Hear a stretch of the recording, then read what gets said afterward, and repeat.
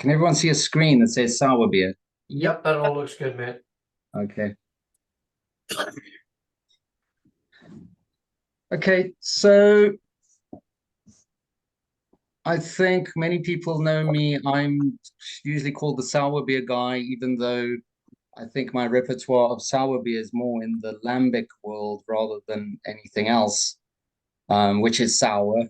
But my knowledge in many of the other forms of sour beers, I think some of the rest of you, I think, has more experience. And I've asked some of you to give information as well. So I'm not going to go into a lot of detail. I'm just going to skim over topics and hopefully we can just talk about each one. Hopefully in all the different possible ways one can make sour beer is the sort of theme. Okay. So for the Haysenbrau May 2024, it's a sour beer, and the rules are it's any sour beer. So that can be any style as long as it's sour. This leaves a bit of an open question. So put a little picture of a pellicle here, which is people love to put pictures like pellicles, where in my experience, when it looks like this, it means you've got way too much oxygen. But in any case. It leaves the question, what makes a sour beer? So if you bring in an imperial stout with a slight sour twang, which is hardly noticeable, is that even sour? So I don't quite know what our definition of sour beers are, but I think most of us can tell if something is sour or not. I'm going to talk about some styles. I'm going to talk about some yeast and bugs. Hopefully that won't take too long, but the real part of what we're going to talk about is the process and all the different ways of making sour beers. That's really going to be the highlight of what we're going to go through. Okay, so the first part is what makes a sour beer.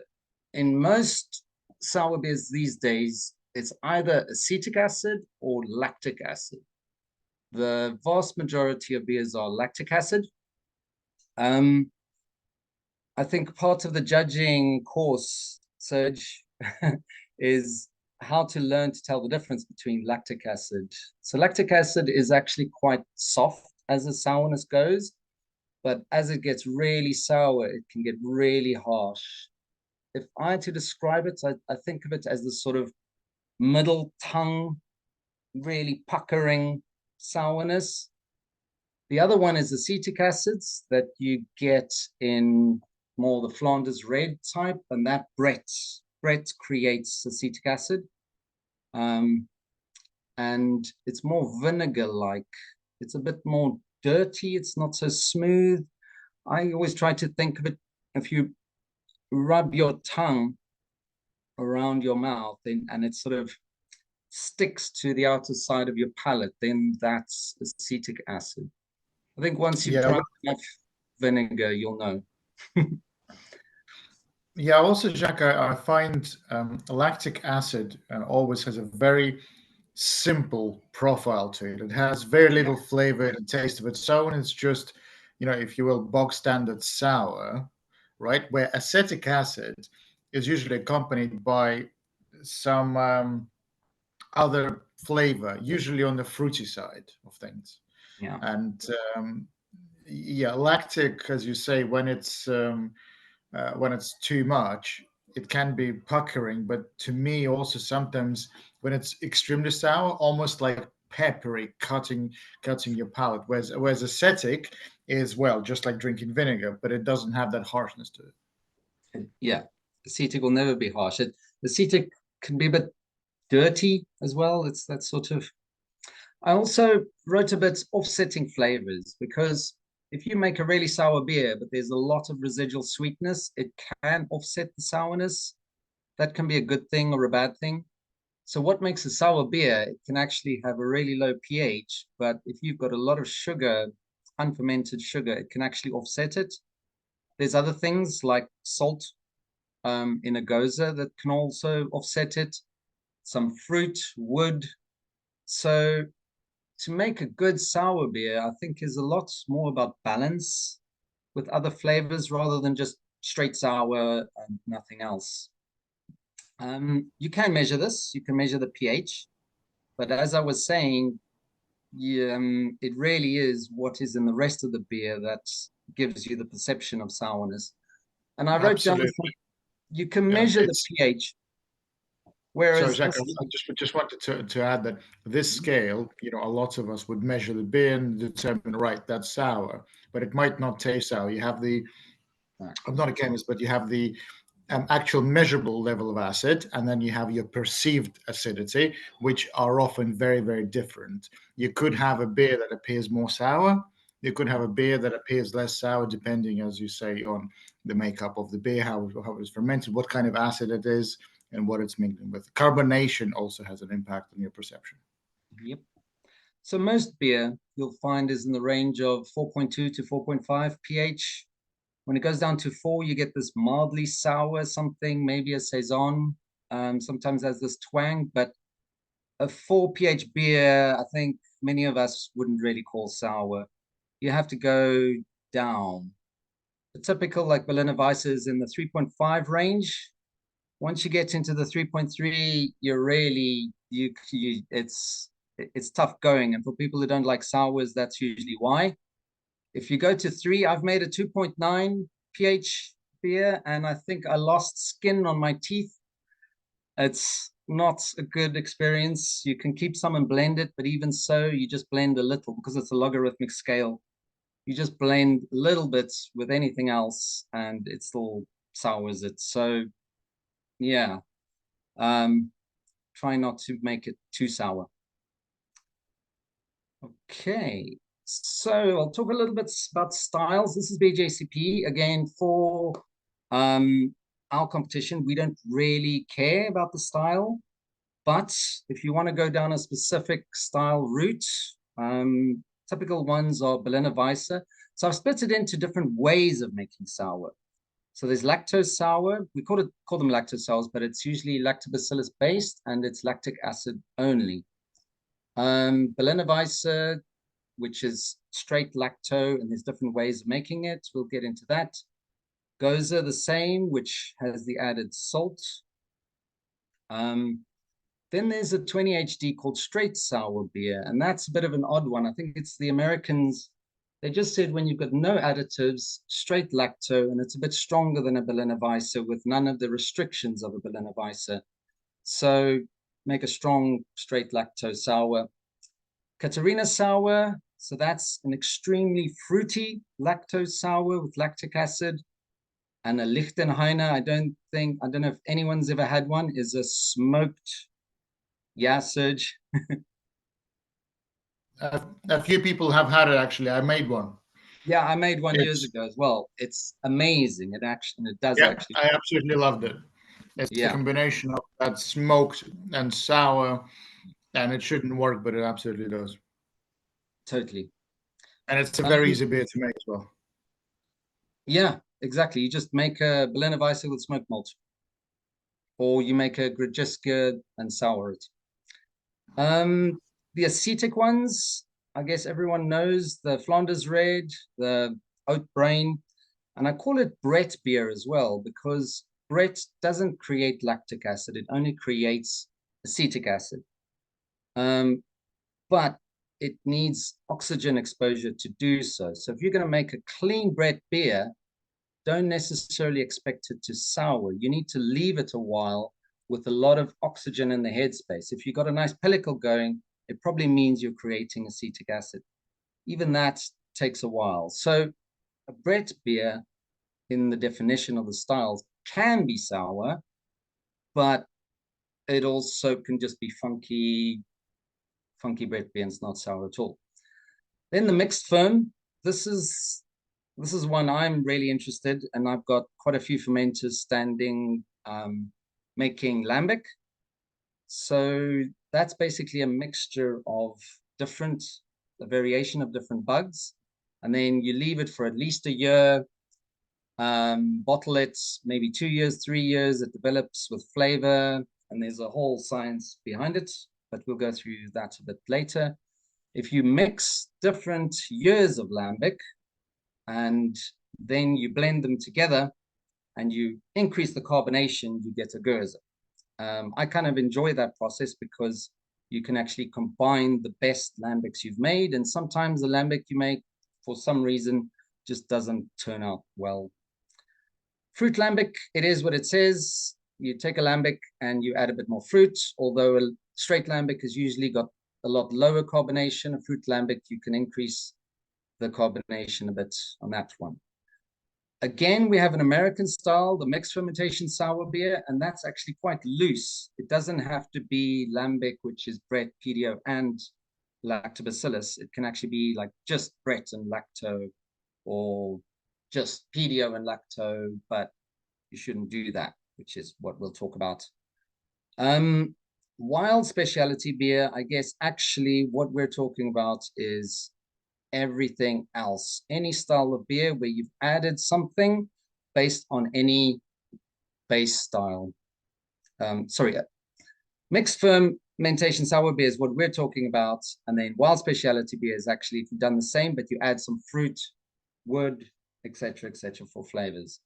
So in the whole scheme of things, the Berliner Weisse goes, those are really strict styles, and they've got some specific flavors you're looking for, whereas you might think of just going down a base style and making it sour, although there are some other things you got to think about if you're going to do that. Okay, so here's the styles, but really don't worry about it. Yeah, Jacques, also something? just something to add that some, let's say, British beers, like a British ale, would quite frequently be around 3.7, 3.8 pH as measured, and it gives a perception of slight tartness, right? And I don't know, obviously, what the thinking behind the sour style for Haysenbrau. I think the consensus would need to be that it is definitely sour, not just slightly tart, based off the ale yeast that has produced has lowered the pH. So, which is why we're not talking about the, let's say, the bitters, which can give you that tartness perception. Right. Yeah. I think we'll see what happens on the day. We might just decide one beer is not sour, but I think we do want something with the perception of sourness. Well, in my experience, it's harder to make a beer less sour than more sour. So, yeah, I'd definitely vouch for that one. So I thought I'd talk a little bit about the bugs here. So lactobacillus, this is the main one that most people use to make lacto beers. It likes high temperatures. It also grows really quickly, but it's hops intolerant. Most different types of lacto, they don't really sour your beer if in an IBU above 5, some up to 10, and so on. The most known types are Buchneri, Brevis, Delbrueckii, Plantarum. Typically, Delbrueckii is the least sour. Brevis and Buchneri are sort of halfway, and Plantarum is the most sour. Again, Serge, you might have something to say about this. So out of the four, Brevis is the most hop tolerant. So I was actually very surprised to find, I don't know, maybe White Labs have updated their lactose strain or something, but they have a graph on the culture page, which actually says that can go as high as 40 IBU, and that blew my mind. Because Okay. I've not seen any other source at all ever say it can go to 40 IBUs.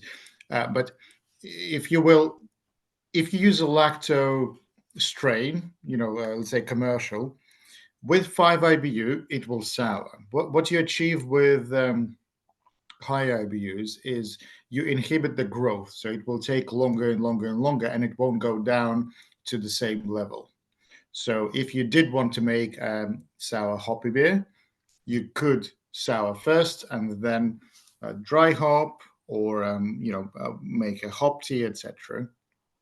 But Yeah, it's advised if you want to make, let's say Gose sourness level, 5 IBU, 10 if you have time. Hmm. But like styles like Gose don't need the hops to balance because it's the sourness that balances the beer. Same in the Berliner Weisse. Okay. Maybe when we get to process, Serge, you can talk us through how to make a goza. Sure. Sure. Okay. The next one is Brett. Brett is a yeast. It also creates acetic acid, like we were talking about. It can only create acetic acid, not lactic acid. Its optimum temperature is quite high. Usually at lower temperatures, it goes to sleep, but it will still tick over. It creates a lot of complex flavors and aromas, and it attenuates really high, at least 90%, even with a lot of dextrins, and you've mashed high and you put in maltodextrin. Given enough time, Brett eats it all. But it is slow. So even if you make a Brett starter, it takes about a week. If you're going to ferment with it, it takes about 3 months for the full flavors to come through.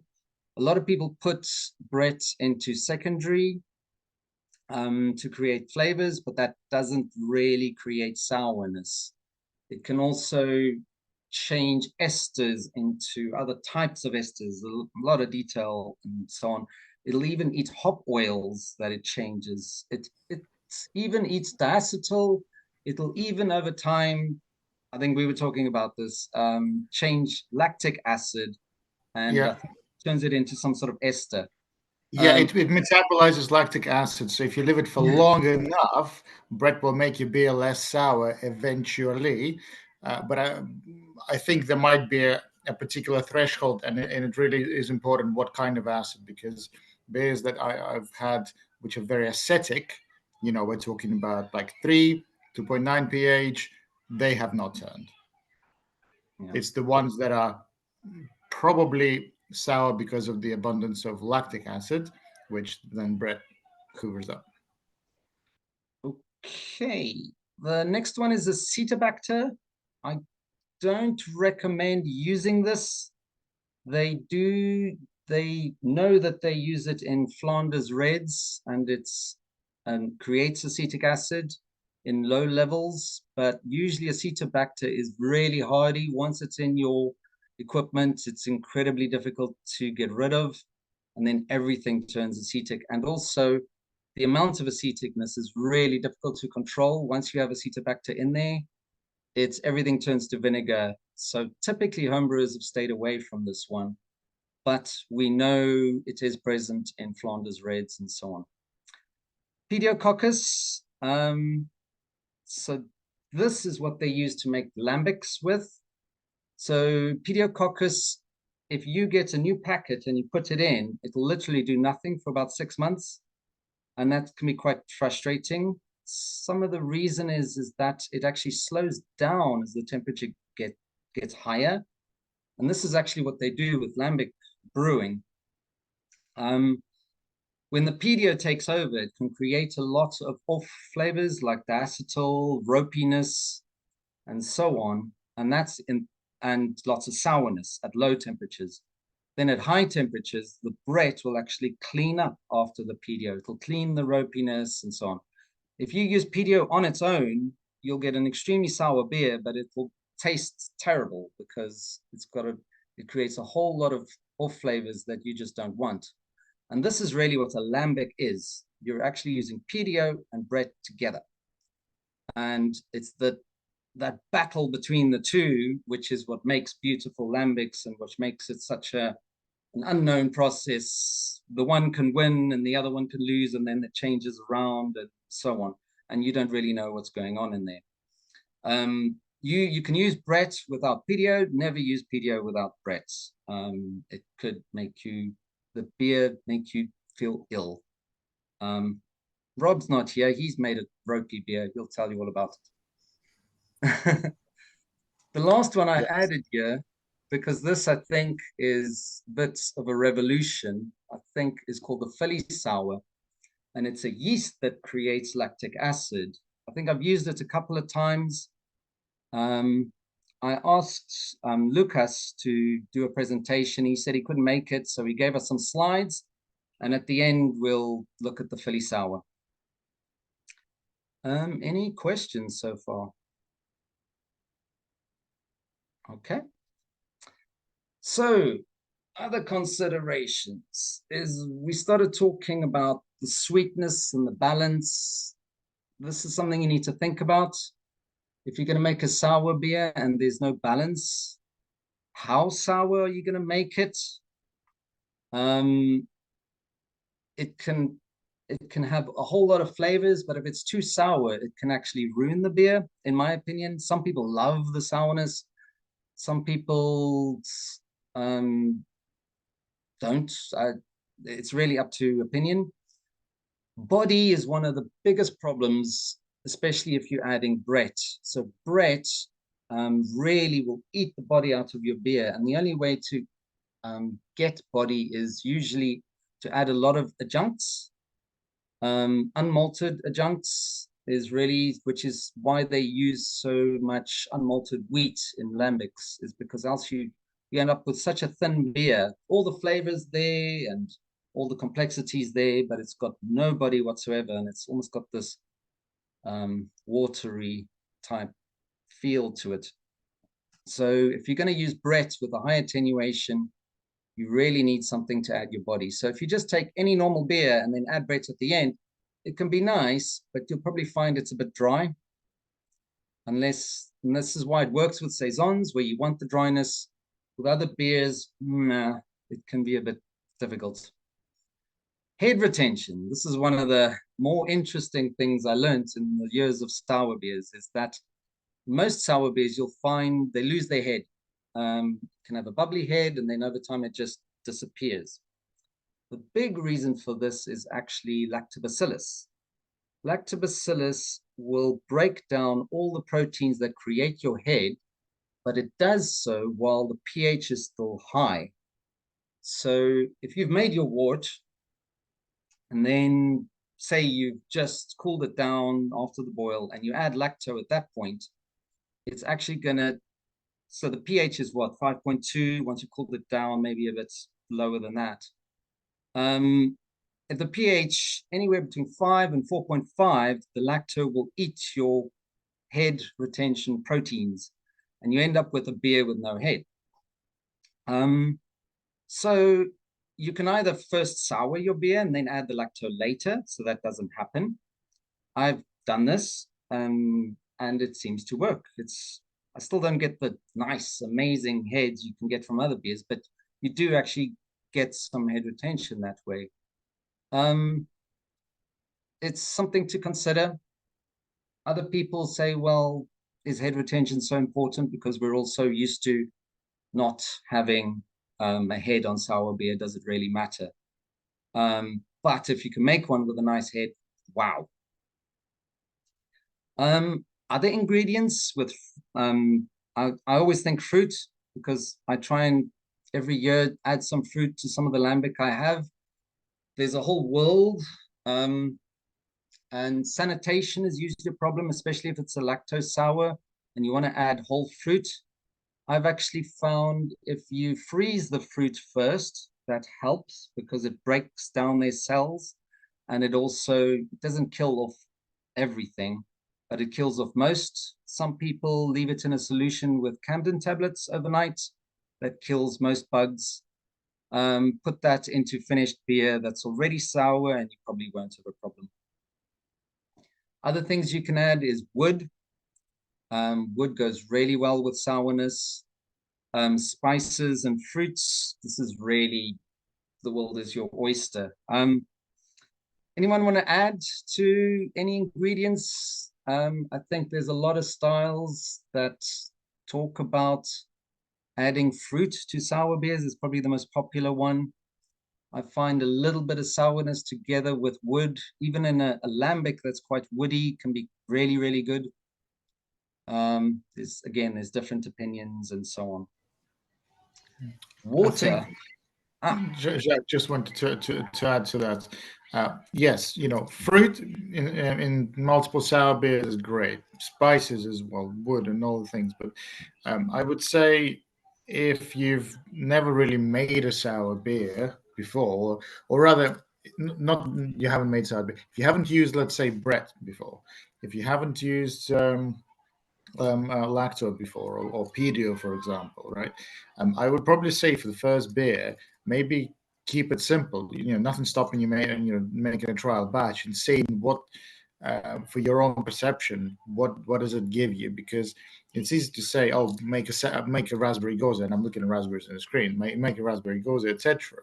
But then, is your base goza up to scratch? Right, so these are all the additional things and complications, etc. But I think for me, the 3 bullet points at the top are probably key as a starting point. I've also And found when you add fruit, there's a re-fermentation, and that it can usually ends up more sour. it adds more sourness. Yeah, exactly. Which can be a good thing. But if your initial beer is really sour, your final beer is going to be maybe a bit too harsh. Absolutely. And when we're looking at the 3 bullet points above, and perhaps skipping ahead a little bit, what you want out of it will dictate your ingredients, your cultures, and your process. And then once you have your beer sorted, you can add whatever you want with it to it. Yeah, I totally agree with that. I think I made sour beers for quite a few years before I started adding fruit. It's quite a scary thing when you've left a beer for 6 months and then you just pour it all onto fruit. You might have ruined it. You don't know. So, another one is water. This is quite interesting. Again, if you use hard water, you've got more of a buffer. So, in principle, it wouldn't get as sour. So you've got a bit of a, how should you say, a stopper. I also find for pedio that doesn't actually work for some reason. It just sours it down to wherever it goes, no matter what. For lacto, I think it does. Again, I don't know why. But another thing is the amount of magnesium in your water. And this is actually quite interesting, is if your magnesium is really high, your perception of sourness goes up. And I read somewhere you aim for about 50 ppm magnesium, and then you can take a beer that's not sour at all, and it can actually seem sour. And I thought, this is good, but it gets into that mineralic sour note. And I think 50 ppm, maybe 40 ppm is rather the cutoff point when you start getting a bit of a, what's the word when you've got too much magnesium? It tastes a bit like there's iron in the beer. It tastes harsh. Harsh sourness. Yeah, right. It's a little bit like palate stripping, and again, I will refer to that pepperiness that you get from an abundance of lactic acid, and it's pepperiness perhaps not in the flavor, but in the feeling on your palate. Yeah, and I find magnesium accentuates the wrong notes and just plain sourness. So personally, I would, unless everything about every one of these bullet points, don't play with magnesium. You have so many other tools available to you, and where you have a bit more fun with it. Magnesium is sort of last resort, and you can if your beer is not sour enough, you can always dose some magnesium in packaging. But obviously, try first, understand your ratio, and then dose. You can do that. Okay, then the last point I added was time available. I guess this is the biggest. We've got 6 months until Haysenbrau, so we could probably think about Brett beers, mixed fermentation. You could do it, but you'd struggle to get pedio properly souring in 6 months' time. So I think we're all thinking in the Brett lacto range, unless you've already got a beer going. Okay. and don't forget the Philly sour as well. So yeah, I think you're right. It's Brett Lacto and Philly sour are the options if you haven't got the beer going, and if you have the beer going, you probably know a lot of these things already. So, beforehand, one of my favorite sour beers I've ever had was made by Mark doing kettle souring. And Mark, I think I asked you if you would tell us about because this is where we're really into it, the process. How do we make different beers? So kettle souring is when you add lacto to your kettle, and then you leave it, I think, for I don't know how long. Mark, are you there? I just have to unmute. Ah, right. Yeah, sure. I'll talk about it whenever you like. Do you want me to just chime in, or was there a slot for me to say anything? I thought I'll talk about different ways you can use lactic acid, Yeah. and I think you're one of the few people that's done kettle souring in full. So I thought I'd ask you if you could just share your process with us Yeah, absolutely. When would you like me to do that? right now. Right now. Okay. Kettle souring. What on earth is it? Some people might be thinking. The sour beers that I have made so far have all used this kettle souring method, and it tends to be Berliner Weiss that I make, but I also venture into a bit of Katharina sour as well. So it's nothing.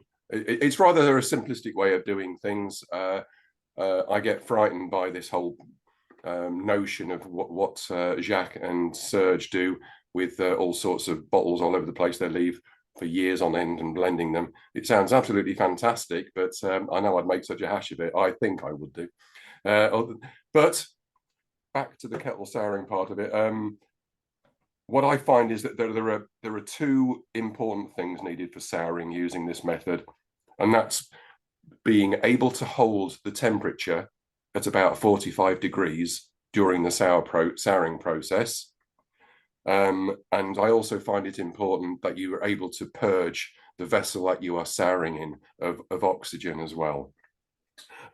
Some people might disagree with that last part of it. I'm only just picking that up from what I've heard from other sources about what might happen if oxygen gets mixed in there or something like that. But more on that in a bit, Jack. You probably be able to tell us more about that side of it. Right, what I do for the kettle souring, and the kit that I use, I'm able to mash, boil, and ferment in the same vessel. And what I'll do is I will mash in the usual manner. Let's say I'm making a Berliner Weiss, which it's almost half Pils malt and half wheat malt, and it's a fairly weak beer, about 3.5%. I'll mash it in the normal manner and then reduce the temperature down to 45 degrees, about that. But for the souring agent, what I use is unmilled grain. So I will, and I tend to use a mixture of acidulated and maybe Pils malt at a rate of about 25 grams per litre of the wort. Now, the grain naturally has lacto on the surface, and it's that you are grabbing hold of and nurturing and growing up.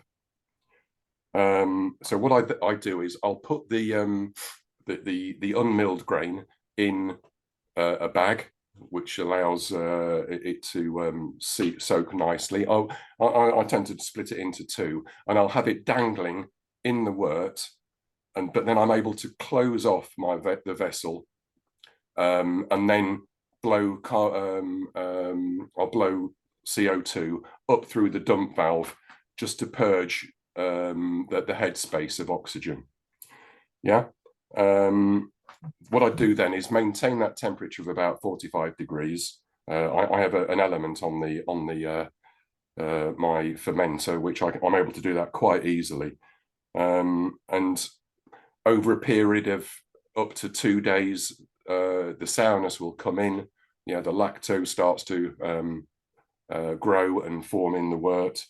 And if you've got a pH meter, great. If you haven't, just taste it and say, yeah, that's sour enough for me.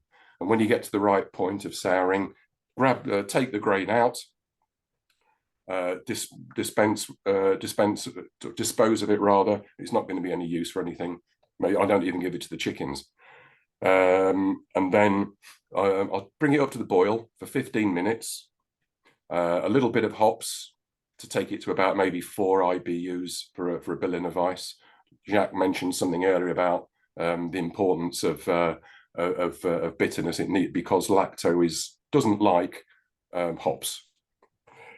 And then what I'll do is I'll just cool this right down and ferment it as usual using a yeast like USO5. And that's the way in which I create the soured worts, and then usual process from there onwards. That's it in a nutshell. So that's about 0.5 kilogram of malts in 20 liters that you're leaving in the fermenter. Yeah, was that it? Yeah, about 25 grams, did I say, per litre? Yes. Yes, yeah. Right. And it seems an odd thing to do, to just dangle grain in there, but there you go. So some people will use yogurt and other means of getting your lactic acid, but every time I've only ever done it with grain, and it seems to have worked each time I do it, and I get some pretty good and consistent results. Interesting that I'm not quite sure what other things might also be on the grain, which add to it.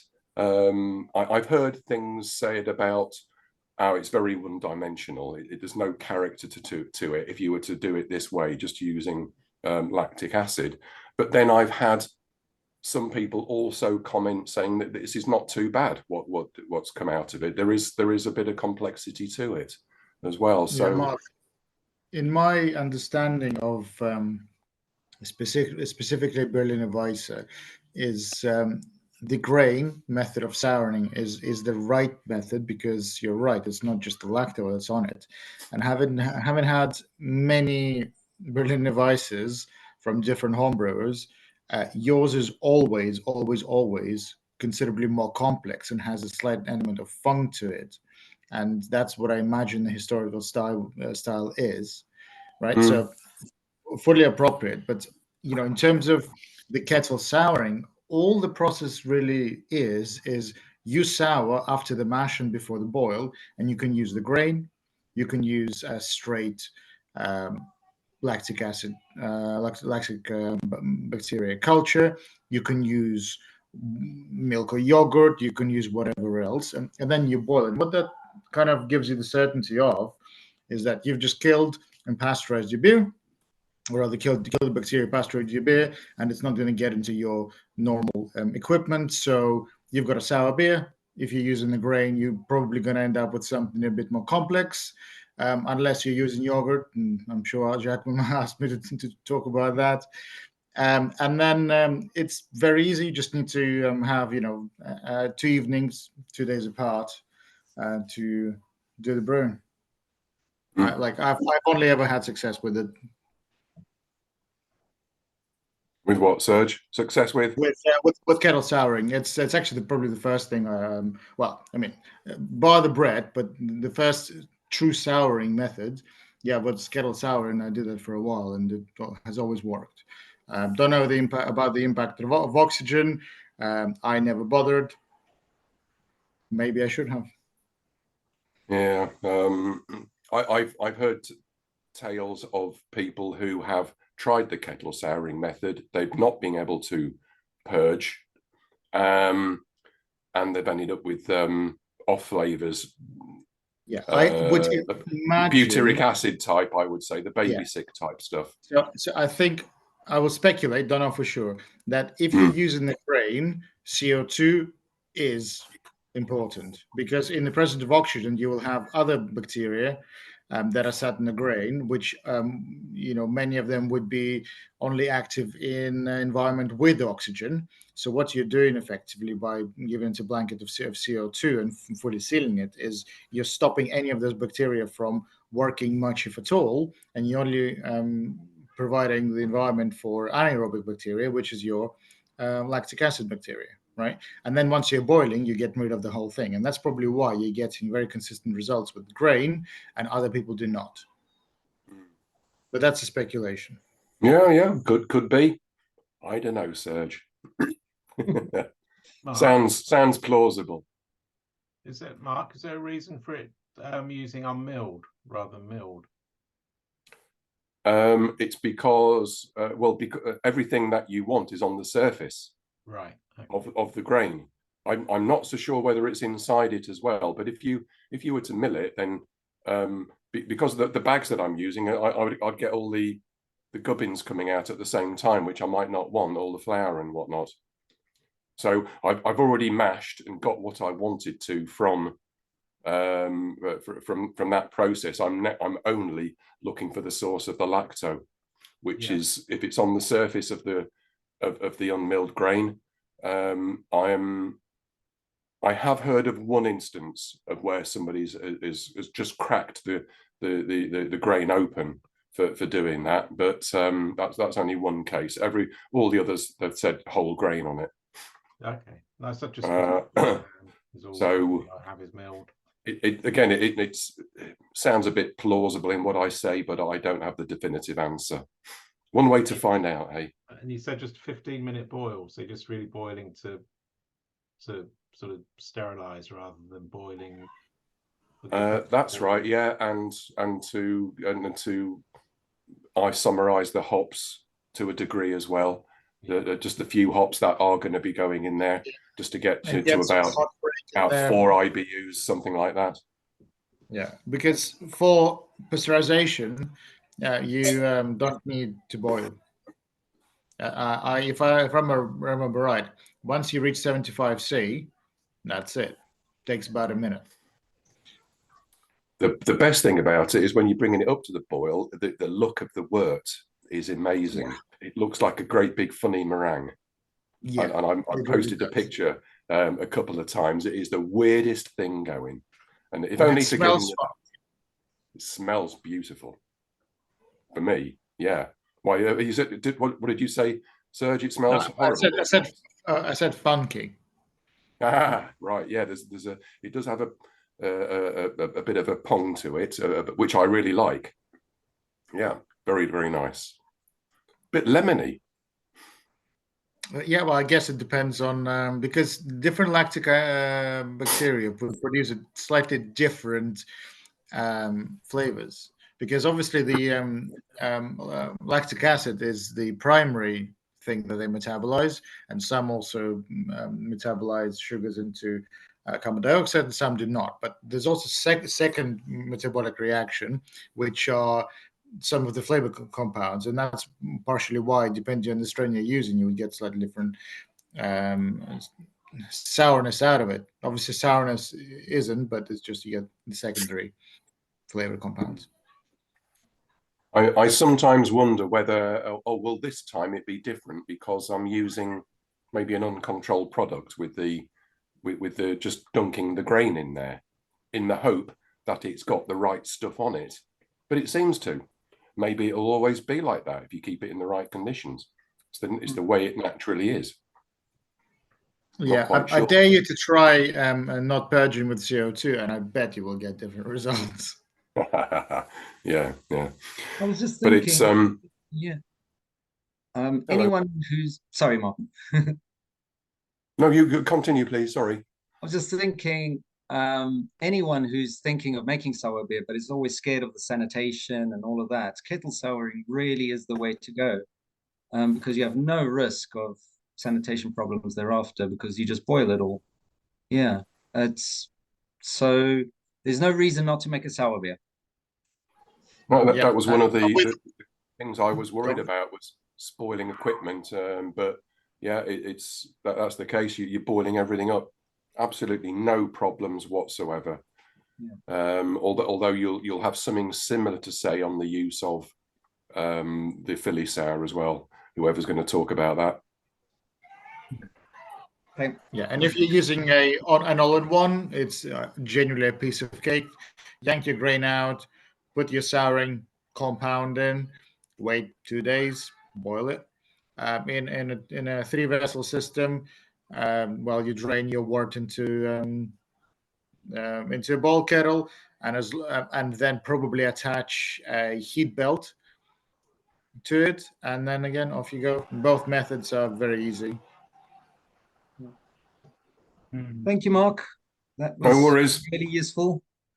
I also have another method here called sour mashing, and I think this is what Lindell uses, the famous Berliner Weisse in Germany. And it literally is just the same thing. You're just souring in the mash. And when you do that, they say the same thing. Try to fill the mash tun up right to the top. Make sure there's no oxygen. The thing is, to keep your mash tun at a certain temperature is probably a bit more difficult than your kettle. And from what I've read about it, people tend to always have problems the first time they do it. I've heard of people put heat belts inside the mash and things go horribly wrong with different temperatures at different points and so on. I don't think I know anyone who's in our club who's done it successfully. No, other but one- I can tell you, Jacques, that if you want to experience what sour mashing is like without actually doing it, especially on a 3-vessel system or even with all one, yank your grain out and just leave it 6-7 hours. It will be sour. You will come in. It will smell like sauerkraut. I think my bin men know all about it. Yeah. If you've ever been next to a brewery and when they have when they have emptied the grain the day before, it smells like a sauerkraut factory. And yeah, that's using a sour mash. A sour mash, you're basically just you've done your rests and then just leave it at 44, 45 degrees for a couple of days with the A grain couple of still days, that's right. in the wort. Yeah. Okay. But I Some would do it encourage before- experimentation. Some do it before the sat rest, actually before conversion. Other people do conversion and leave it to cool. There's different schools. It's quite a complex thing. I've never done it, and it's not really what people go into. And I think it's unless you have a mash tun that you can temperature control the whole thing. We already struggle to get the same temperature throughout our mash the whole time. I would say it's quite difficult. And if you're going to go down that route, kettle, I highly recommend kettle souring rather. You could do, I mean, you could probably do that in a all-in-one, couldn't you? Where if you've got halfway decent temperature control and just keep it recirculating for 2 days, yeah. You absolutely could, Joe, and then in a couple of months you could give us a presentation on your results as well. Yeah, maybe I'll give that a go. Not having any unmilled acidulated malt. Okay. Well, So next one is lacto in the fermenter.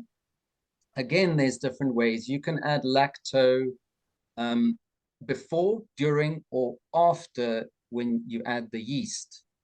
So if you're going to, typically lacto creates most of its sourness from glucose. So if you add it after the yeast is fermented, you're really not going to get much sourness from it.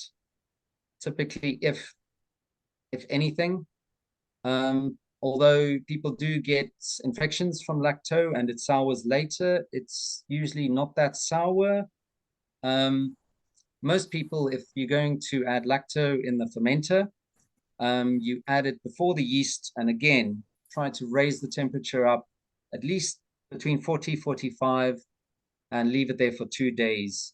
Let it cool to, say, your pitching temperature, say 20 degrees, and then add your yeast. I've kind of liked doing that, and I've tried different lactose, and I actually think you really get the character of the lactose, which comes through probably 2 months later in the bottle when there's still live lacto in the bottle. And it's once I tasted yours, Mark, when I realized, yeah, kettle souring gives you this, it's funky, but it's clean and it's one thing.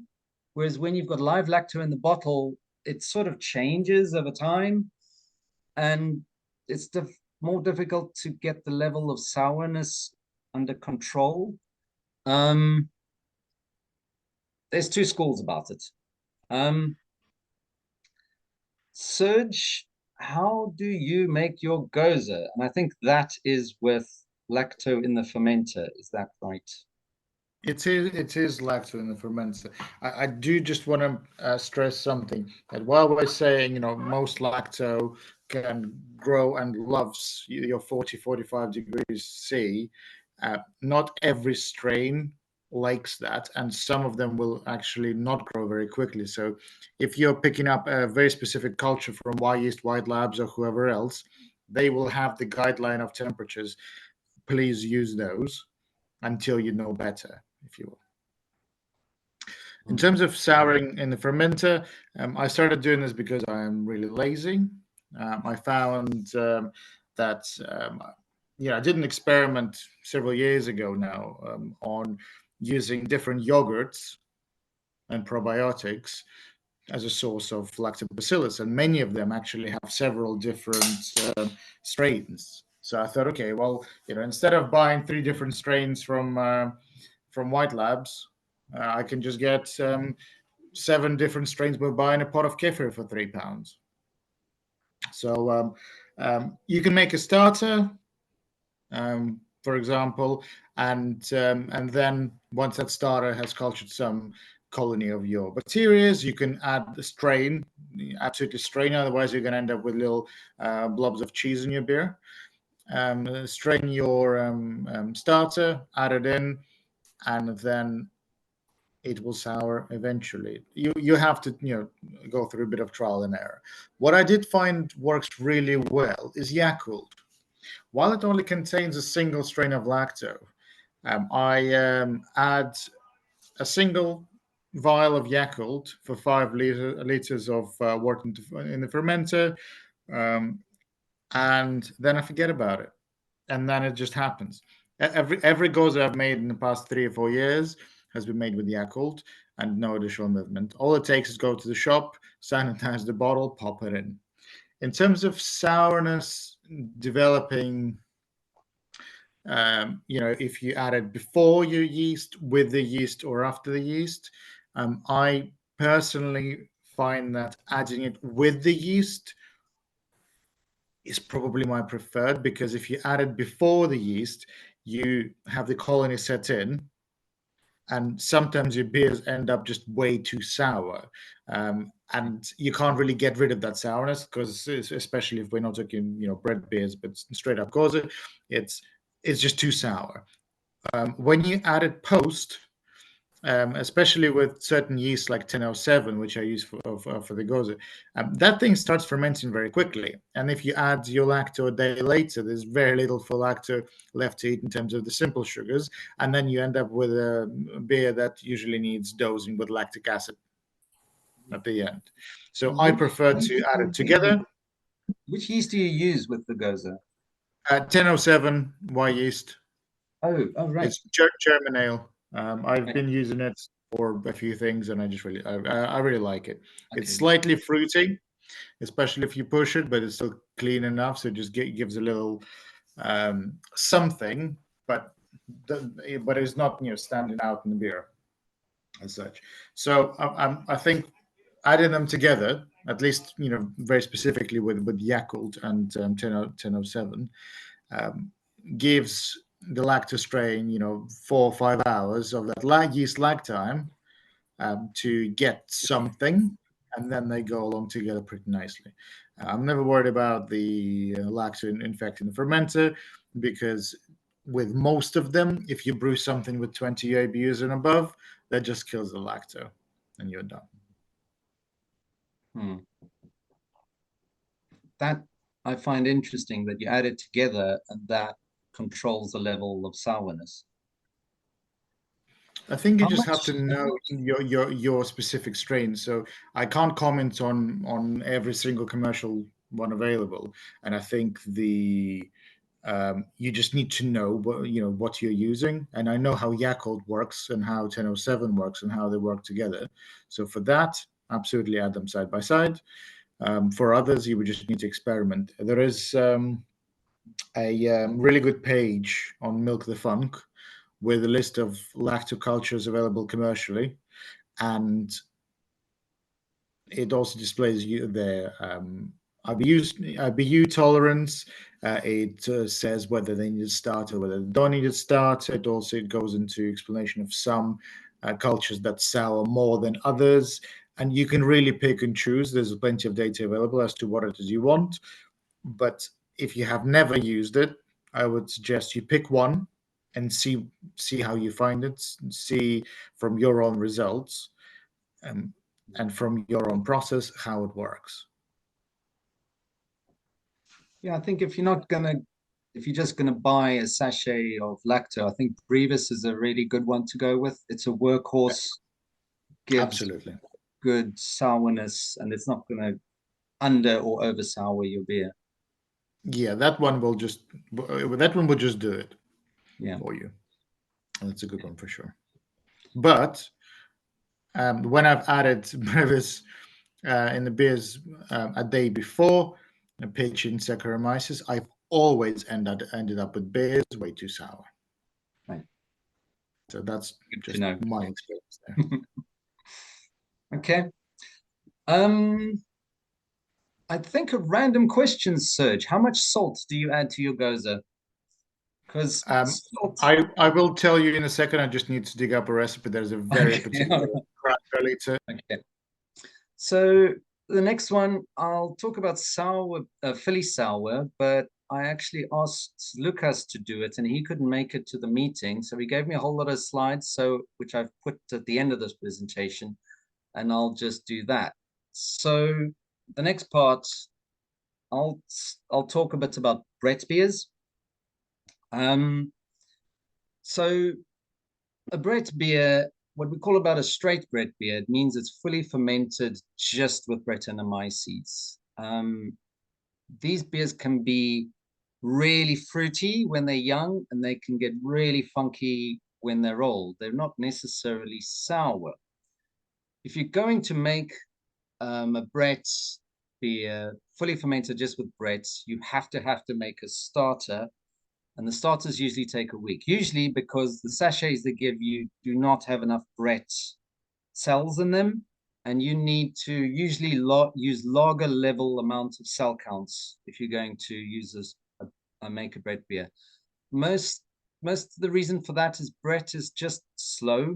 You'll probably notice once you ferment, it takes about a week to start showing a Krausen. This is actually, it differs by strain, but I find it'll actually ferment, and then it stops for a few days, and then you get a second Krausen like a month later. And that's because Brett switches sugars. It'll eat all your maltose, and then it'll wait a bit, and then it switches to the larger sugars, then it waits a bit, and then it just does its thing.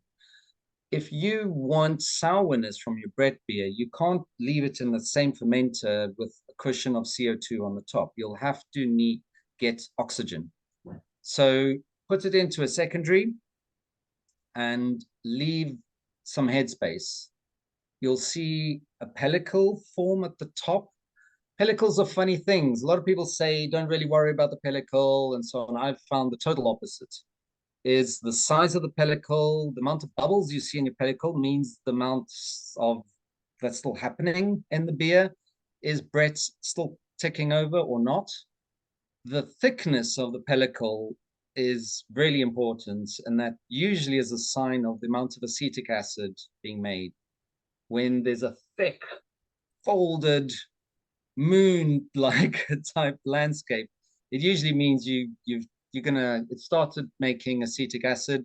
If you just noticed it, it's probably still okay. You can save it, but try to purge with as much CO2 as possible once you see that.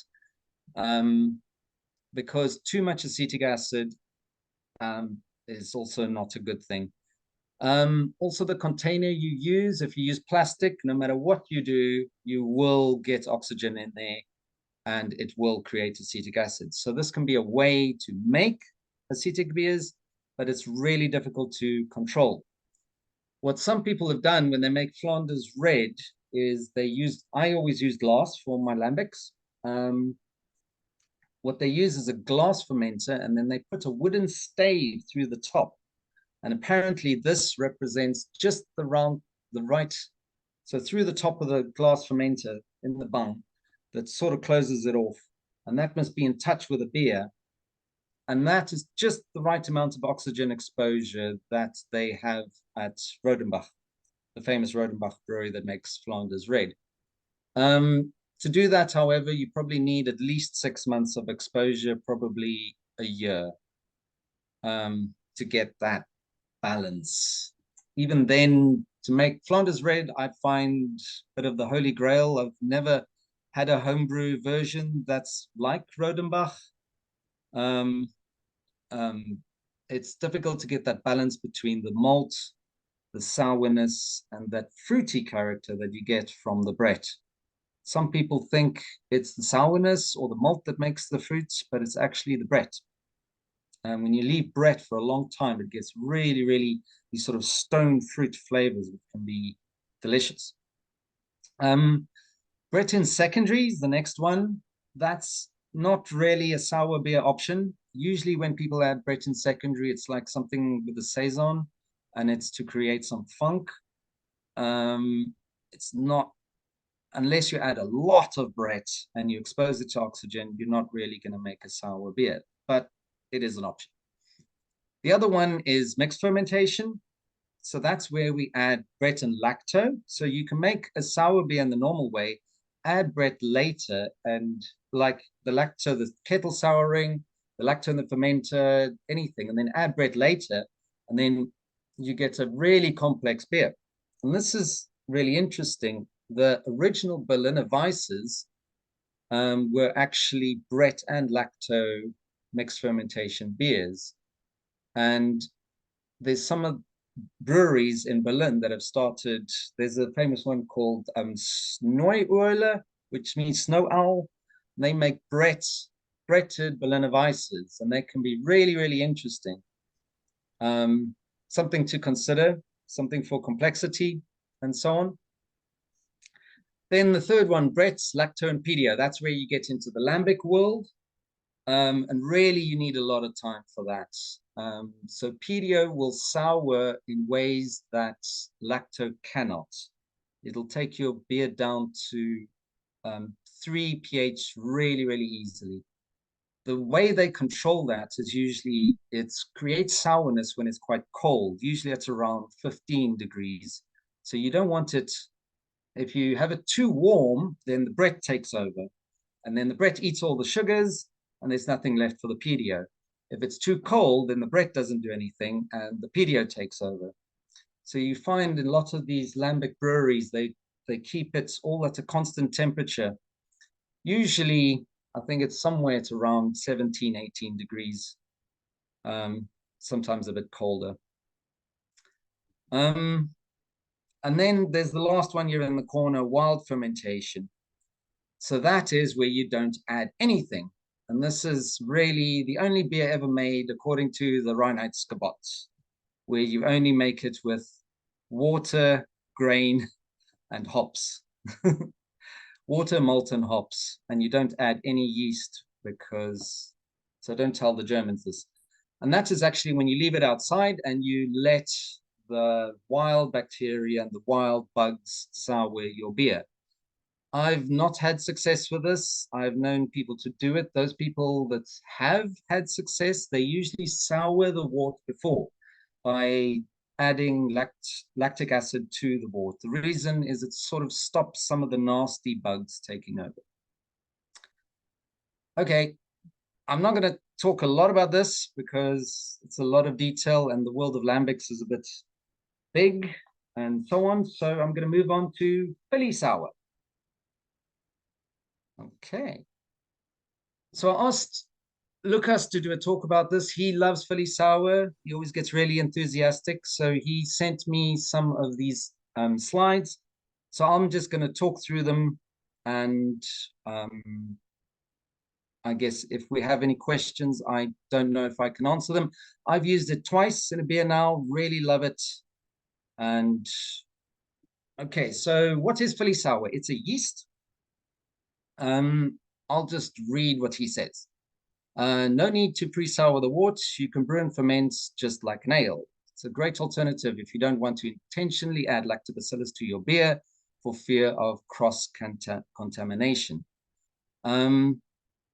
Why is that? It's because Philly sour is not a good fermenter. Other yeasts actually overpower it. Contamination risk is low with Philly sour because it's not a bacteria and it's easily outperformed by other yeasts.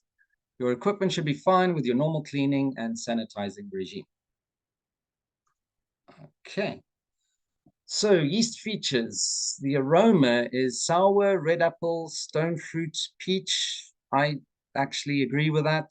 It's got this lovely citrusy aroma as well. The temperature range, 22 to 30 degrees, 25 seems optimal. I think I did it at 22 when I did mine. pH range is 3.2 to 3.5. And this is really interesting. It creates sourness with glucose. And I think I read if you mash at, say, medium at like 67 degrees, and then add 0 glucose, you'll probably get a pH of about 3.5. If you add 5% glucose, that's not table sugar, pure brewing sugar, glucose, then it'll take it down to about 3.2. So you can sort of play with this sliding scale of how much glucose you add to a medium mashed beer. And you can control your sourness like that. It's got a high alcohol tolerance and fermentation is completed in 10 days, but we'll get to that part. To prevent sluggish fermentation and under attenuation, avoid low fermentation temperature and avoid a high mash temperature because then you don't have enough glucose. So mash low, he says. Okay. I mashed it medium and then added glucose later, but you can mash low and then your glucose content of your wort is higher.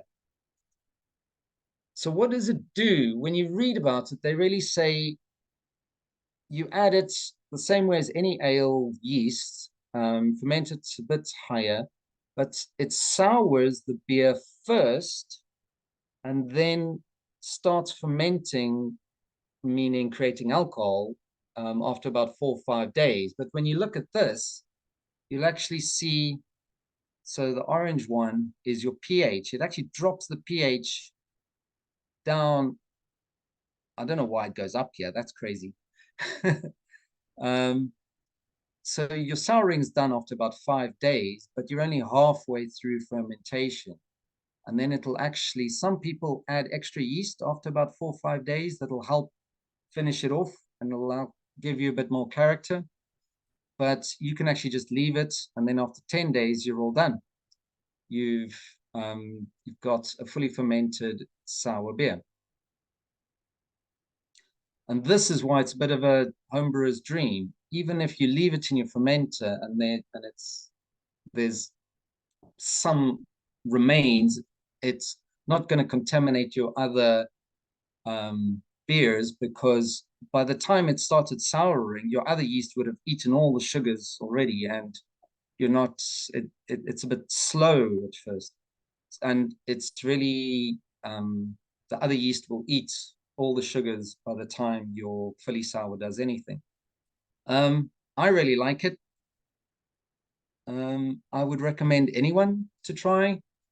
So I think there's many yeasts that do this, but most of them create quite a few off flavors. But Philly sour became famous because they found one in Philadelphia, hence the name. And that actually gives all these lovely flavors alongside it. Tropical fruit, citrusy, red apple. A lot of that works really well with the Berliner Weisse, especially. I found more glucose accentuates peach character. Malt forward beers lean towards red apple. good starting point for amount of glucose is 2% of the malt bill. So it's about halfway between the 0 and 5% we were talking about. Okay, and then Philly Sour likes fruit. When you add the fruit, will impact the flavor, the aroma, impact the acidity versus alcohol. Fruit helps drive fermentation and rouse yeast mid-fermentation. Best time to add fruit seems to be around day 4 or 5. So once it's soured, that's your time to add the fruit, and then you'll probably get some re-fermentation of the sugars as well. Okay. And that's it. I think we've covered all the methods.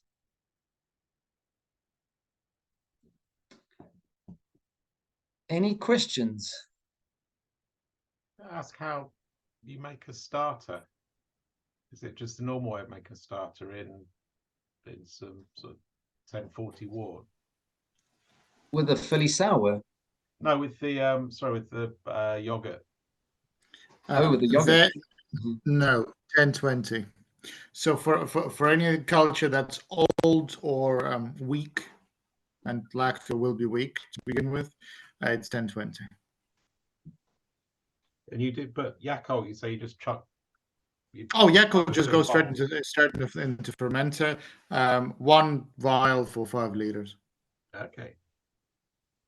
That's those little shots of it. Yep. Yeah. That one's probably the easiest. I did find that the range of flavors is better if you harvest Yeo Valley kefir culture. I did quite like that, but as I say, I'm lazy. Therefore, Yakult is the next best thing to my palate, and that's what I've been using. And did you say 1 per 5 liters? Yeah. Okay. Obviously, again, your mileage will vary. I always bring my goes to 5 IBU, no less, no more. And with 1007, with wort, which is just over 1040, 1 vial for 5 liters. Again, there's so many variables that can affect performance of your lacto. I don't increase the temperature, obviously, at the beginning, because I'm worried there about my Saccharomyces. And I do find that sourness is kind of like, oh, it's not there. And it takes a couple of days for it to come through. Towards the end of fermentation, you're like, all right, that's starting to go. So you're fermenting at a temperature that suits the yeast rather than the lacto. Yeah, because you would only keep your beer at the temperature that suits your lacto if you haven't put your Saccharomyces yeast, or the two overlap. Because if you put your Saccharomyces in and then yank it up to 40, well, that beer won't be good, but it might be sour. And Jacques, to your question, so I add enough salt to have 300 ppm of chloride, which puts sodium at about 230. Right. In terms of grams, table salt. It's the sodium Yeah, that gives the salt flavor, isn't it? yeah, I was just looking. So that's one way of looking at it. It's about 230 sodium and 300 chloride, thereabouts. If you're talking about grams, then that's 0.57 grams of salt per liter of wort into the fermenter. Oh, and you put it in the fermenter. No. I put it actually before I start mashing. I put all my salt before mashing. But if you, in terms of your batch size, right? I always dose my minerals based on the final batch size, not the amount of water I have, because obviously boil off, blah blah blah. Thank you. That's less than I thought, because I did make a goza once with too much salt. Yeah. Okay. Yeah, if I'm making a straight goza without the fruits, I would probably yank it up a tiniest bit. Right. But again, find your medium that works. Like, for example, I always make a full-bodied gose. I always mash pretty high, and obviously perception of body is both enhanced by salt, and perhaps it mutes it somewhat, the actual saltiness of it. But I've had many commercial goses which I don't really like, and they're very thin and very salty, and they're completely out of balance. Okay, it's good to know. I think one thing I should also mention is that roastiness, in my opinion, does not work with sourness. I've tried to make a black lambic, figuring that if you're making an aged stout, right? And then you're souring at the same time. But because of the lack of body and all of that, I've never managed to make a black beer that works with the sourness. I have had other beers, commercial beers, where it works, but I think they do everything they can to soften the roastiness. It's black, but there's no roastiness. It's probably the one thing to me where it doesn't work. The smoke works with sourness, wood works with it, fruit works with it, but roastiness is the one thing I don't like it. I don't think I know many people who do. Even hoppiness. You can make a hoppy sour beer. Sorry, was that the next thing? No. You're right. You can make a hoppy sour beer, and sometimes it works, but you have to. I wouldn't know where to start on the balance. With the roasted beers, I have actually made a black sour beer, and when I brought it in last December, it got really good feedback. But it wasn't a beer that was brewed as roasty. It was actually I made an imperial stout. We're talking about 12%, there 12.5 imperial stout, and then I mashed that same grain again, and I got my second runnings of that beer, effectively a black beer, yes, with roasted malts, but none of that harshness, because that ended up in the impy. And then that was fermented with a home culture, and yes, it ended up being sour, but it took 2 years to develop into something that's actually really good, because it was completely out of balance. It just needed time for the flavors to mellow. And if you Can were going to I ask make a question about blending? Sure. Because I think that's one of the things that feels like a little bit of a dark art with sort of sour beers. It I is. think anybody, I mean, I've sort of experimented with sour things, and it's either too sour or not the right kind of sour, or it feels like it needs a bit of more balancing. But I just don't know, kind of.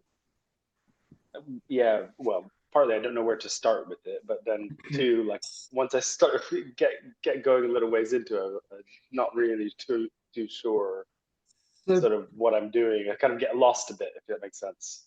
I definitely agree with with that. I've had similar experiences. So firstly, pH is a logarithmic scale. So the difference between, if you've got a beer that's, let's say, 3.2 pH, and you mix it with a beer that's 4 pH, you probably only need like 1/10 of the 3.2 mixed with 9/10 of the 4 to get somewhere halfway between the pH.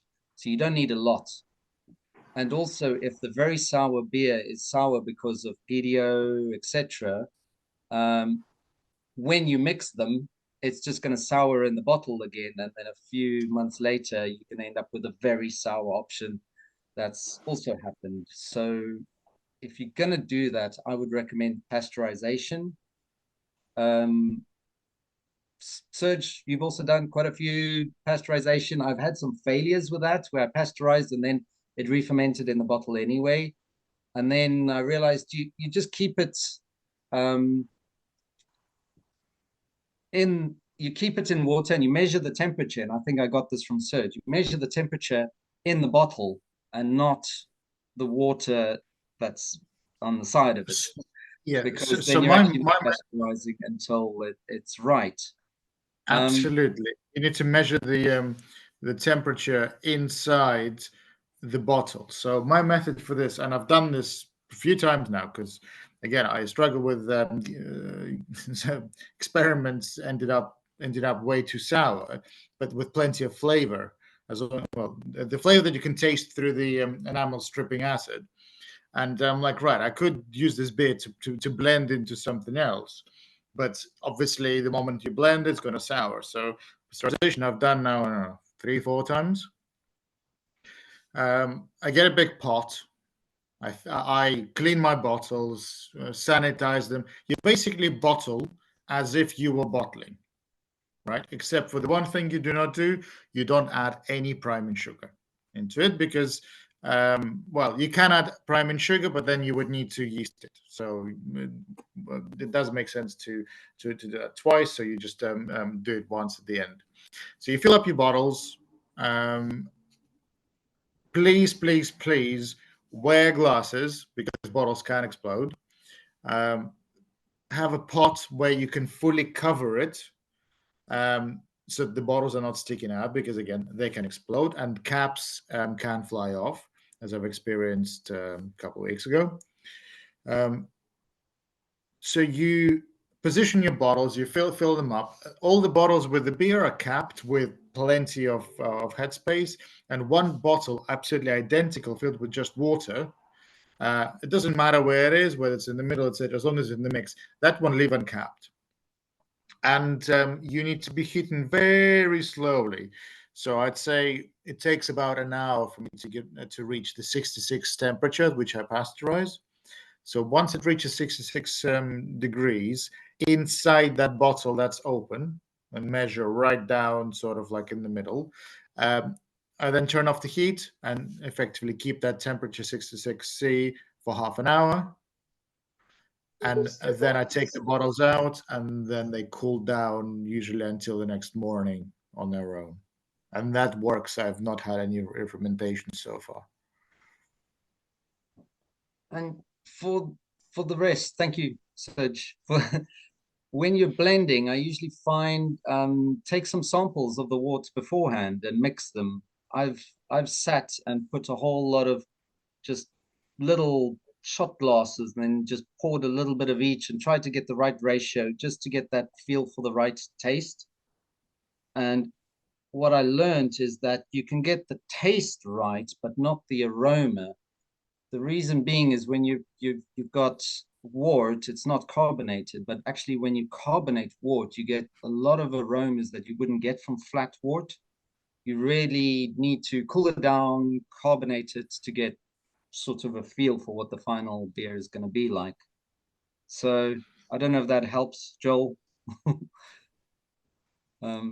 But it's an art in itself. Yeah, for sure. I guess I'm thinking also about like specific things that one might want to do. Like, for example, I guess if I just feel like it's dried out way too much, and you know, I just want to, I mean, not back sweeten, but I mean, yeah, just kind of balance it a bit.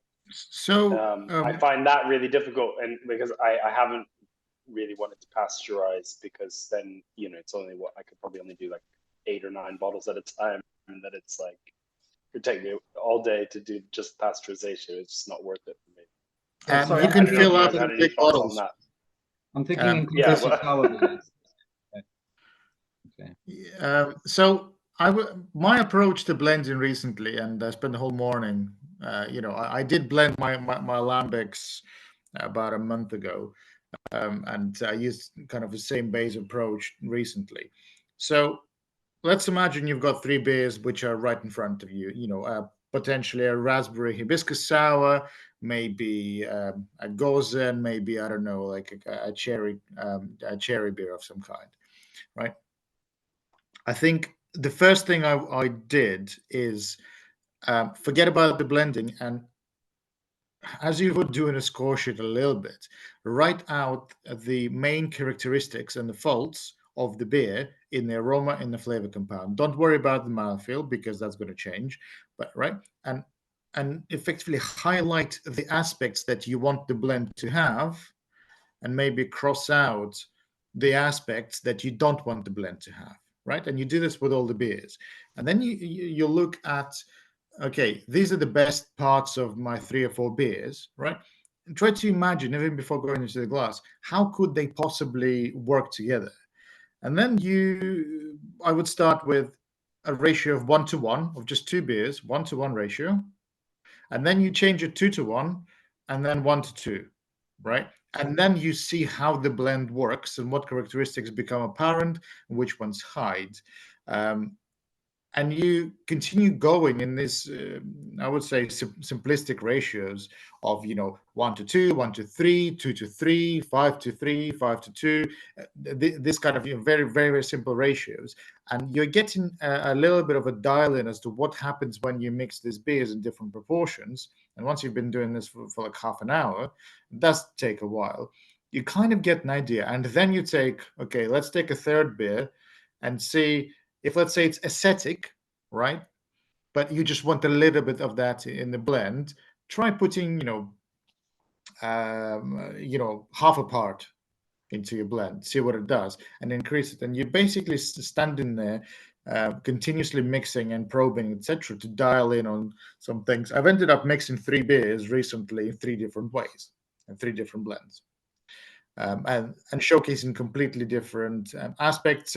One of them is shite, but the other 2 are okay. And would you start with a certain number, or would you just, kind of limit it to 2 or 3, or? So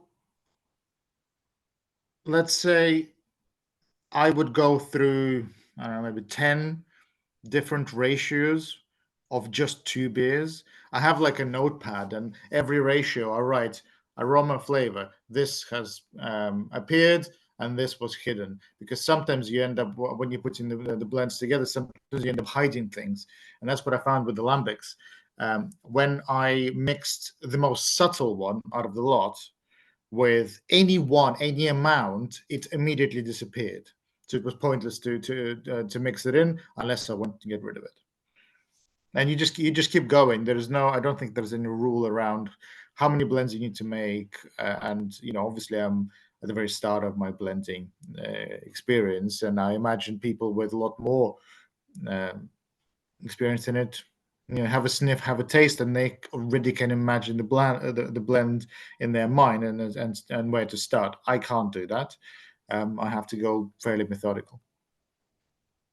Can you give any other kind of hints on terms of what sour flavors or sour notes kind of tend to fade, or what ones tend to kind of be in the center? Like, I know acetic, definitely, that tends to kind of dominate, right? But other things, I could definitely like I've talk had a about lacto, which kind of had a ketchupy lacto, sort of like which wasn't really that pleasant, but it was still lacto, but I wasn't sure what to do with it. But yeah, what sort of flavors do you find are kind of more dominant, or is there a hierarchy? So I've made I think 4 Gerzes now, and each time I do that, I've got at least about 5 different blends. The first time I did it, I had 11, but that's all just sour beers. So sometimes the differences are very subtle. What I've noticed with all of them is that even after the blend, they get better in the bottle.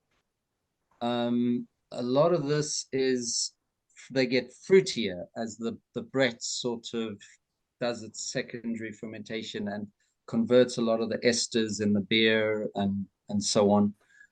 Even if you have like a Driefonteinen or a Cantillon, if you have a really old one, there's this apple aroma almost consistently. After about 5 to 10 years, they all have this apple aroma. I don't know why. I think it's a Brett B thing, that comes through over time, which you won't get when you're actually blending and you don't know about.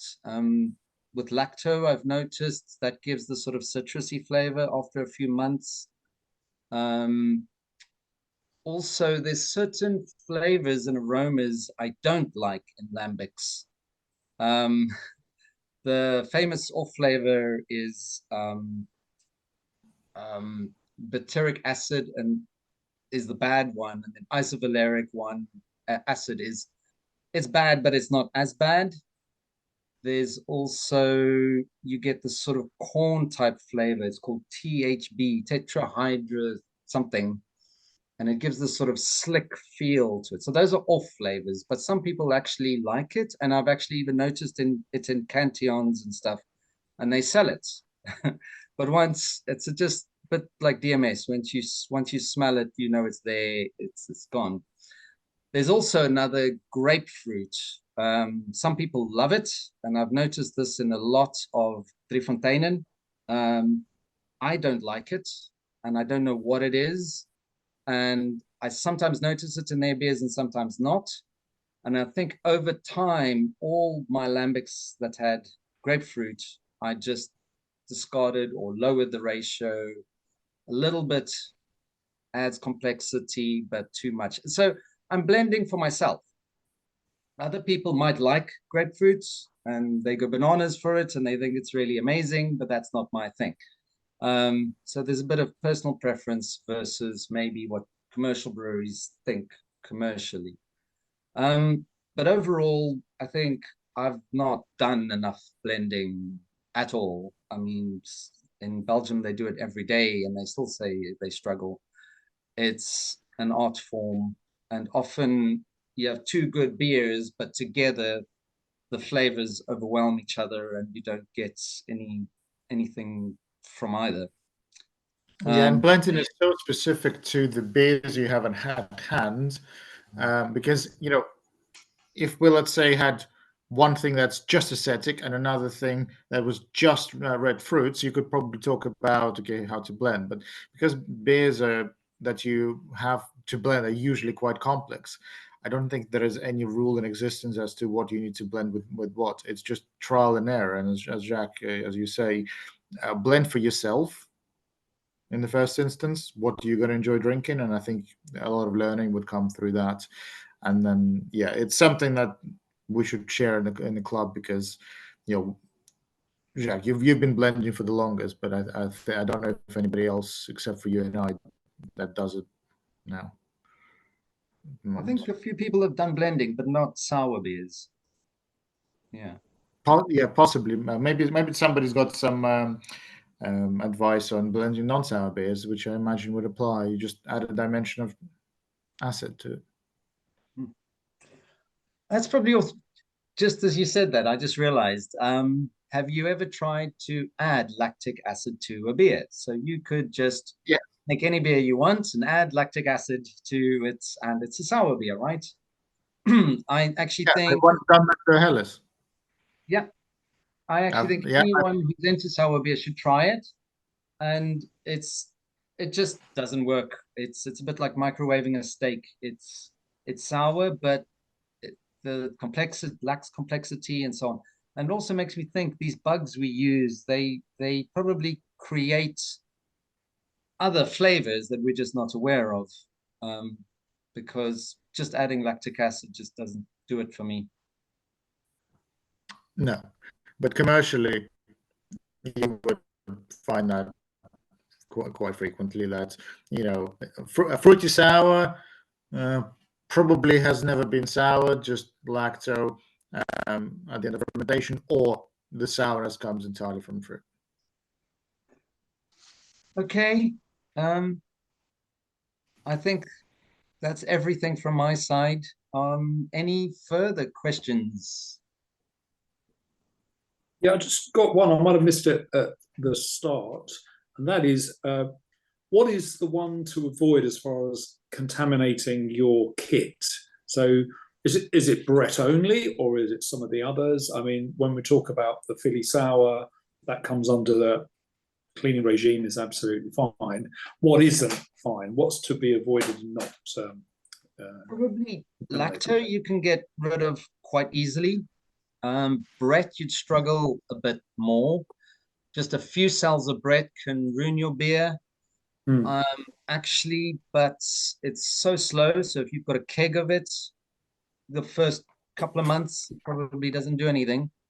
So even if you've got a Brett infection, it's probably not so bad. But yeah, if it's got scratches or anything, or you've got anything in your valves and so on, Brett can sit there and yeah, try to avoid Brett. But just like Richard said earlier, Brett actually creates flavors that can be quite nice. If you like it, it's all right. Pedio is really bad. Again, just a few cells, and if it's sitting somewhere, Rob has got, he can write a book about his problems with Pedio. Again, it's really slow. Everything works. I think Rob, he won gold with his Doppelbock, and then 3 months later, it was so ropey, it was considered one of the worst beers ever made. It was quite an experience. Yeah, it's probably worth elaborating on that term ropey, because you think of it, don't you, as something as just nasty or what have you, but it's actually the way in which it pours. Yeah, it's in strands, ropes. Has anyone ever seen it when it happens? So they get an appreciation of it.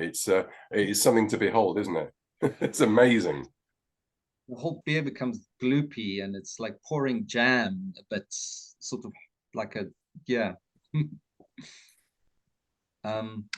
It's a bit like washing up liquid, just a little bit more watery.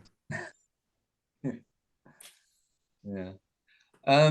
So, and then Acetobacter, you do not want that anyway, and it's actually quite rare for anyone to get some, but I think once you have it, it's really difficult to get rid of. More importantly, once you have it, how do you get rid of it? So, I'm told if you want to get rid of Brett, what you do is boiling water. So obviously you can't do that with all your fermenters. Then put it through both extremes. Put it through an extremely acidic environment, and then put it through an extremely alkaline environment. So the acidic one, they say you mix citric acid with potassium sorbate, and that pretty much kills all bugs known to man, except they say if you don't add enough, then you might have some Brett and Pedio that might survive if it's sitting in the little nooks and crannies of the vessel you put it in.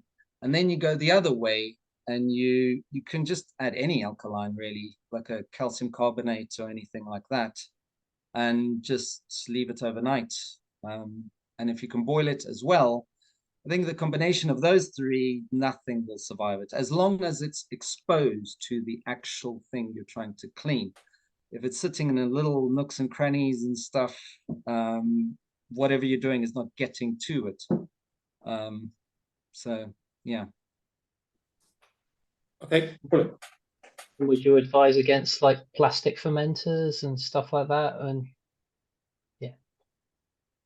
And once a fermenter has been exposed to Brett, I sort of treat it as it's on that side. Everything that touched the beer. So, even stainless steel, it's once bretted, always bretted. Yeah. But instead of fighting it, you just embrace it. That's how I see it. Yeah. And also separate your equipment. So don't use the same bottling wand, for example, for your mixed fermentation beer, and then don't use it in your normal beer, because you will definitely get an infection. Yeah. So, like, for example, my sour box of equipment is in one room of my flat, and the non-sour is in another. While fermenters are somewhat side by side, they are obviously under the airlock, etc. So the chance of contamination is quite low, and I never have the main non-sour fermenter open or doing anything when I'm dealing with cultures. So I think just some very basic precautions and just being really anal about it. You know, you cut a corner once, you could get an infection. So don't cut corners on this one. But of course, this doesn't apply if you're kettle souring, does it?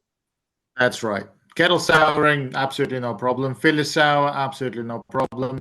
Generally, I would say lacto on its own, even in at fermentation, is also no problem because most strains are not tolerant to hops, and you make, I don't know, an IPA and it will all die.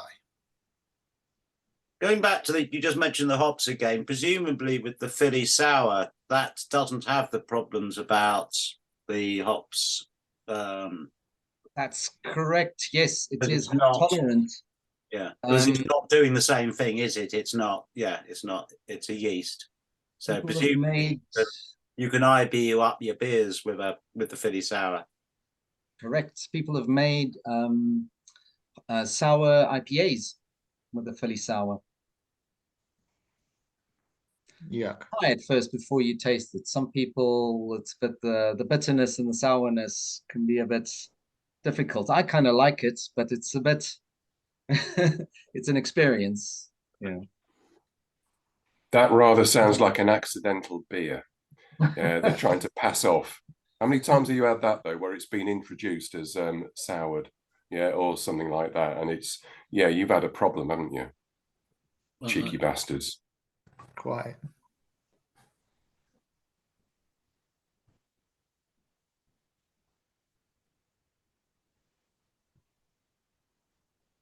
I think also if you do the kettle sour, you could always dry hop afterwards.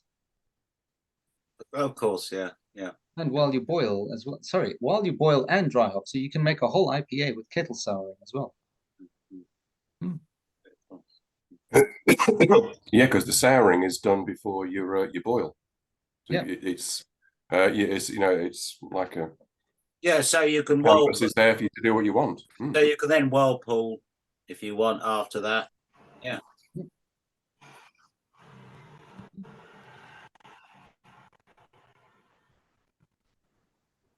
Yeah, it's going to be an interesting one, this Haysenbrau. Hopefully Phil will be joining in making a lovely sour beer. Is that right, Phil? He's gone. He's on the runner. Huh? You bastard, Mark.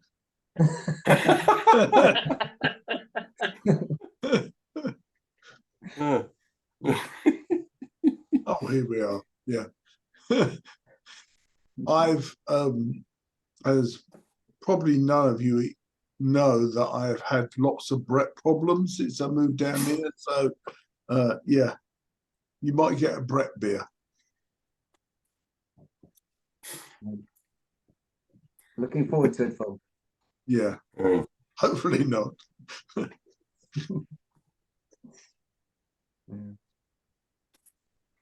Have you managed to get it sorted then? The Brett problem? Yeah, no, I'm still having some, as Jacques said, that you can brew a beer and leave it for a couple of months and then it will come out, and that's when it comes out. So, you brew a beer, it's great, it's lovely, and you bottle some and put them aside and it comes out as Brett. So, yeah. Well, that could be anywhere there, couldn't it? It could be. So I've heard tales of people finding it in most peculiar places. I might have to dump all my equipment except for my grandfather and just go for it. Just dump it all and start again. Wow. Yeah, because I've heard of people, discovering that a fitting came apart in a way that they didn't even know it did, to then reveal a wash. I try to avoid little bits and pieces. It's all glass or plastic that I can replace. So, yeah, we'll see. We'll see.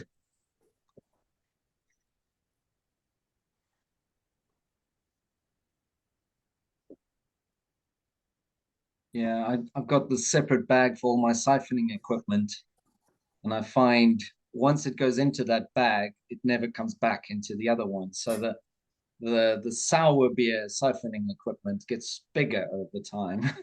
and then I have to buy new ones to fill in for the clean beers. Yeah. That's exactly what I do. My clean beer equipment gets donated to the sour program. Yeah, that's right. Who's planning on doing a one for Haysenbrau then, out of the crowd here? Mhm. Yeah, It's all my stuff's Yeah. plastic, so yeah, hence the question. most people. Should be a good one. Made me want to think check some of my neglected kegs to see if there's any weird microbial treasures in there. I'm fair Sounds to like a winner. Started to have a touch of sourness about 3 years ago that has been sitting in the corner of the garden shed for a while. Either that or All you need is 3 liters, right? So yeah, might as well. there's more than that in the keg.